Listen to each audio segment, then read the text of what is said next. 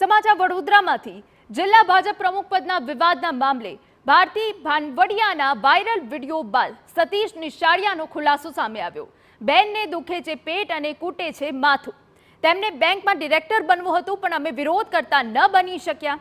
અતુલ પટેલના કહેવાથી તેમને વાઘોડિયાના પ્રભારી બનાવાયા હતા। તે પ્રાથમિક સભ્ય પણ ન હોવાનું સામે આવતા અમે રાજીનામું લીધું। મારા વડીલ આનંદીબેન પટેલ હતા અને અન્ય પણ મારા ગોડમધર। ટૂંક સમયમાં વકીલની સલાહ મુજબ કાયદાકીય કાર્યવાહી કરીશું તેવું નિવેદન આપ્યું છે। ભાનવડિયાને હંમેશા ખોટા આક્ષેપ લગાવવામાં જ રસ હોવાનો પણ નિશાળિયાનો આરોપ।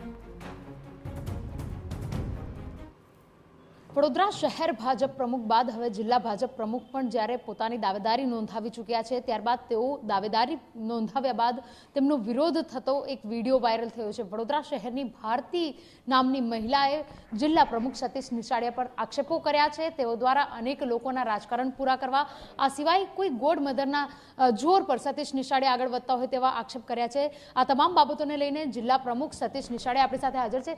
સતીશભાઈ, આ બેન જે વિડીયો વાયરલ કર્યો છે તેમને ફેસબુક પર પોસ્ટ કરી છે અને સાથે સાથે તમારા પર આક્ષેપ પણ મૂક્યા છે, આપનો દ્વારા ખુલાસો શું? પહેલા તો આ બેનને દુખે છે પેટ ને કૂટે છે માથું। આ બેનને એક સહકારી આગેવાન બનવું હતું। અમારી ખેડૂતોની સંસ્થા બરોડા સેન્ટ્રલ કોઓપરેટિવ બેંકની અંદર સરકારી પ્રતિનિધિ તરીકે એમને ડિરેક્ટર બનવું હતું। એવા સમયે જિલ્લાના ભાજપના પ્રમુખ તરીકે જ્યારે મારી પાસે વાત આવી એટલે અમે વિરોધ કર્યો। એ પહેલાં પણ ચેરમેનની ઓફિસમાં આવીને આખો દિવસ બેસી રહે અને ડિરેક્ટરો બહાર બેસે, એટલે અમે બધાએ એમનો વિરોધ કરેલો।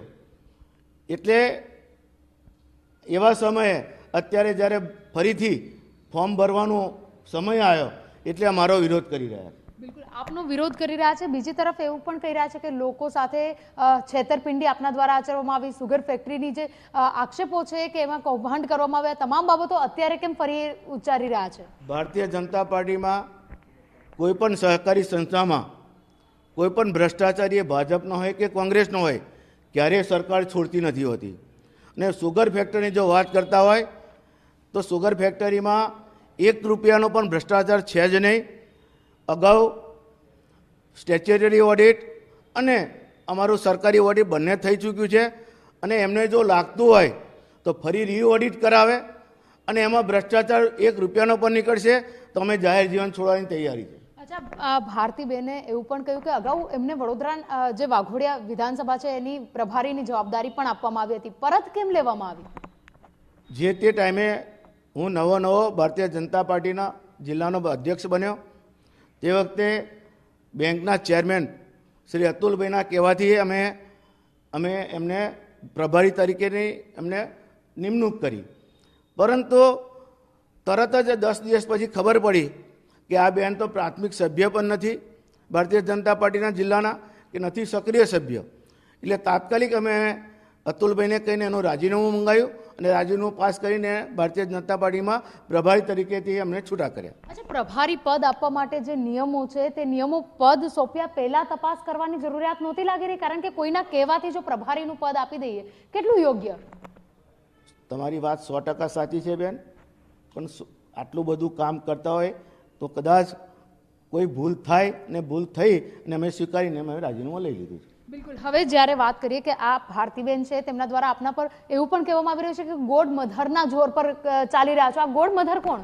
ગોડ મધર ભારતીય જનતા પાર્ટીમાં અમારા જેટલા મહિલા મંત્રીઓ છે, અગાઉ અમારા આનંદીબેન પણ મુખ્યમંત્રી હતા, બધા જ જેટલા વરિષ્ઠ અમારા બહેનો હોય એ અમારા ગોડ મધર તરીકે જ અમે જોતા હોય છે, ઉંમરમાં મોટા હોય એમને। એટલે એ તો એમને પૂછો તો જ ખબર પડે કે કોણ ગોડ મધર છે। બિલકુલ, આ તમામ બાબતોને લઈને હવે આપના દ્વારા કોઈ માનહાનિની જે ફરિયાદ છે, દાવો છે, આ કશું કરવામાં આવશે? કારણ કે આ પરથી તો આપની પ્રતિષ્ઠા પર વાત આવી રહી છે। પ્રતિષ્ઠા પર વાત આવી છે ત્યારે હવે અમારે વકીલની સલાહ લઈને અમે આગળની કાર્યવાહી કરીશું। અચ્છા, આ બેન જ્યારે પ્રાથમિક સભ્ય નથી, હવે તેમના દ્વારા જે સોશિયલ મીડિયા પર પોસ્ટ કરવામાં આવી, આપના દ્વારા પ્રદેશ લેવલે કોઈ વાતચીત કરવાની જરૂરિયાત લાગી રહી છે? કારણ કે પ્રમુખ પદનું નામની જાહેરાત થવામાં આવી 2 થી 3 દિવસ રહ્યા છે। આ બેન વિશે વડોદરા શહેર હોય, વડોદરા જિલ્લો હોય કે અમારું પ્રદેશ હોય, અમારા બધા જ નેતાઓ, અમારા વડીલો આ બેન વિશે જાણે જ છે। અગાઉ અમારા CR પાટીલ સાહેબ પર પણ ખોટા આક્ષેપ કર્યા હતા। એ પહેલાં વડોદરાના તમામ ધારાસભ્યો, સંસદ સભ્યો અને તમામ આગેવાનો પર જ્યારે પાણીનું પૂર આવ્યું ત્યારે આક્ષેપો કર્યા હતા.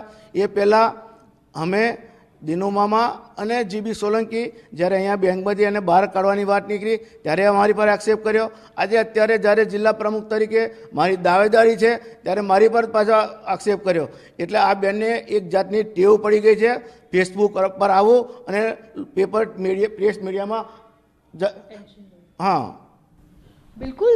તો જે રીતે વડોદરા શહેર અને જિલ્લા ભાજપ પ્રમુખ માટે જ્યારે ભાજગંઢ ચાલી રહી છે, તેમાં જે જિલ્લા પ્રમુખ છે તેમના વિરુદ્ધ અનેક આક્ષેપો કરતા જ્યારે વિડીયો સોશિયલ મીડિયા પર વાયરલ થયો છે, આ તમામને લઈને સતીશ નિશાળિયાએ ખુલાસો આપ્યો છે કે આ મહિલા પર આગામી દિવસોમાં વકીલ સાથે વાતચીત કરી અને માનહાનિનો દાવો પણ દાખલ કરવામાં આવશે.